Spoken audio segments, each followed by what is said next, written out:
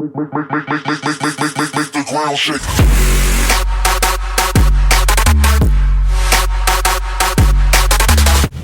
What's up everyone, and this is part 2 of my Russian tank destroyers preview, and in this video I'll be taking a look at the tier 9 and the tier 10 tank destroyers. So that is the SU-122-54 and the Object 263. So personally these two tanks are the ones I'm most excited about, and hopefully you guys will be too after seeing how crazy good they actually are. So again, just like with the last video, I'm going to be comparing these tanks to their counterparts in the other tank destroyer line, so that's the Object 268 line. So without further ado, let's just take a look at what makes these tanks amazing, in my opinion. Starting things off with the SU-122-54 at tier 9, or the so-called best looking tank in the line by some people. This thing compared to the Object 704 is pretty good. It's got 100 more health, so it's got 1600. It has 20mm worse armor effect, well not effectively, just on paper. 10 worse at the sides and 15 worse at the rear. You're facing straight at this tank, the most armor it will ever have excluding the mantlet is around 150mm. If you shoot the mantlet, it's probably going to be around 200 to 300mm, so just don't shoot that. In terms of maneuverability, the SU-122-54 has a speed limit of 48 km an hour, and obviously because it's based on the chassis of a T-54, it's going to weigh a lot less than the Object 704, so it weighs 37.89 tons, and they both share the same engine, and that's really good for the SU, because it gets a horsepower per ton of 18.47 compared to the Object 704's 14. So since the SU-122-54 has the same engine as the Object 704, that means it's easier for it to reach its top speed. The SU-122-54 also has a 33-degree traverse speed, so it's pretty much in line with the other tanks in the line so far, in that you just play well and hope then you won't get circled by a medium. Okay, so moving on to the gun. So this thing gets the IS-4's gun yet again, but it's better. So here it has 6.67 rounds a minute, it's got the same 258 penetration with AP, 340 heat, and the 420 alpha damage. The only thing that's changed in the gun going up from tier 8 to 9 is basically just the rate of fire. Everything else is exactly the same. The SU-101 has 5 rounds a minute, whereas the SU-122-54 has 6.67.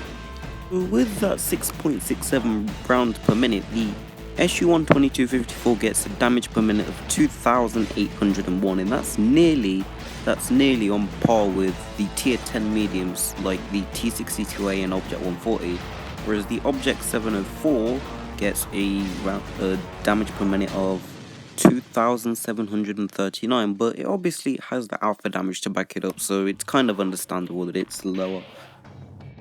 Since the SU-122-54 has a much better rate of fire than the Object 704, it's obviously going to win a 1 versus 1. Now, the Object 704 has only one chance of winning, and that is rolling 800 2 times, and that is the maximum it can roll, so you'd have to get extremely lucky for that to happen, but otherwise the SU is going to win every time.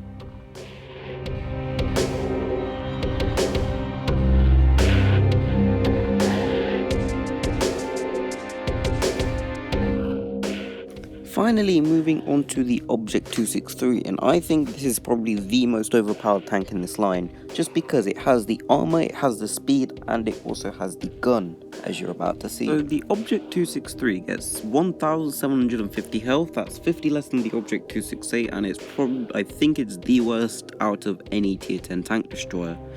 The armor frontally is 250mm, and that is a lot, and it's a lot better effectively. Object 268 has 187mm of armor, which is worse on paper. It's got the better side armor, and they've both got the same rear armor. So let's just go into Armor Inspector to see how good this Object 263's armor actually is frontally.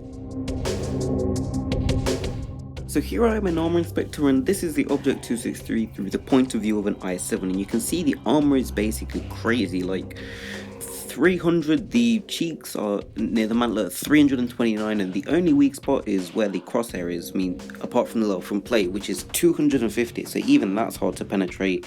And the mantlet itself, 263 millimeters. So the only place you're getting a guaranteed penetration is in the lower front plate, which is around 170 millimeters. So always try to shoot there if you see the lower front plate on the Object 263. Alternatively, if you load premium ammo and you shoot the mantlet, you should be able to penetrate it with ease, assuming you've got over 260 penetration with the premium ammo. So even though the front is amazing on the Object 263, the same can't really be said about the sides and rear. 80mm at the side is probably enough for big guns to be able to load HE and just fire at it and it will penetrate easily, and 50mm easily for any tier 10 should be able to just HE it and go right through it. There's also one more really convincing reason why you should shoot the sides and rear, and that's because the ammo rack is there. I mean, if you look at the pictures, there's ammunition which you can see, and that obviously indicates the ammo rack is there. So if you shoot the sides, the ammo rack should just be damaged every time, or maybe even explode if it's already damaged. So yeah, Object 263 drivers are gonna have to load 2 repair kits so that they can mitigate that problem. So maneuverability is also another strong point for the Object 263.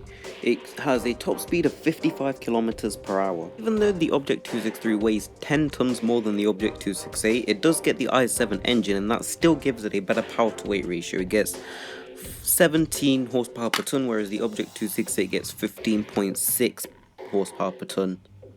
It gets a traverse speed of 30 degrees a second, which in this line isn't that great, but it's still better than most tank destroyers, so it's exactly the same as the Object 268 as well, so it's not that much of a problem.